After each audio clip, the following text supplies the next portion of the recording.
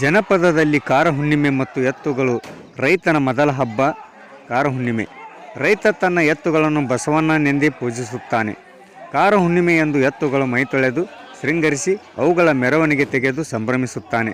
ಬಾರಪ್ಪ ಬಸವಣ್ಣ ಬಾಸಿಂಗ ತಂದೀನಿ, ರೇಷ್ಮೆಗೊಂಡೆ ಇಟ್ಕೊಳ್ಳೋ ಬಸವಯ್ಯ, ವರ್ಷಕ್ಕೊಮ್ಮೆ ನಿನ್ನ ಮೆರೆಸ್ತೀನಿ. ಹೀಗೆ ಒಕ್ಕಲಿಗ ಇನ್ನೊಂದು ಜೀವವೆಂದರೆ ಎತ್ತು. ಬೆಳ್ಳನ ಎರಡೆತ್ತು ಬೆಳ್ಳಿಯ ಕೋಡನಸ, ಹಳ್ಳದ ಹೊಲವ ಹರಿಗ್ಯಾವ, ಬಸವಣ್ಣ ತೆಳ್ಳನ ಹೊಟ್ಟೆ ಹಸದಾವ. ಹೀಗೆ ಎತ್ತುಗಳ ಶ್ರಮದ ಕತೆ ರೈತ ಬನಿಸುತ್ತಾನೆ.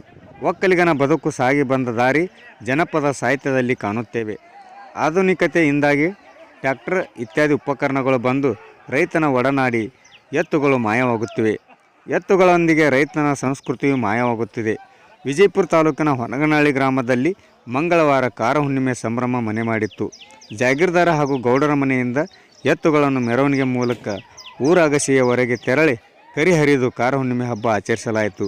ಈ ಸಂದರ್ಭದಲ್ಲಿ ಹೊನಗನಹಳ್ಳಿಯ ರೈತಾಪಿ ವರ್ಗ, ಯುವಕರು, ಗ್ರಾಮಸ್ಥರು ಇದ್ದರು.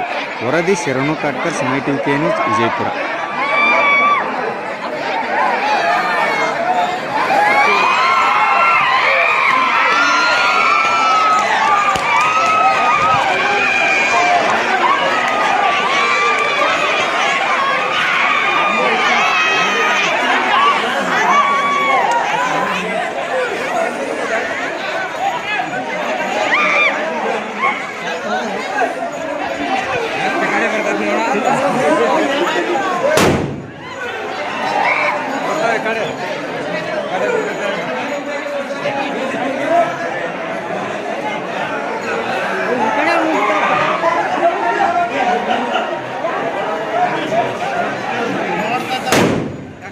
Acá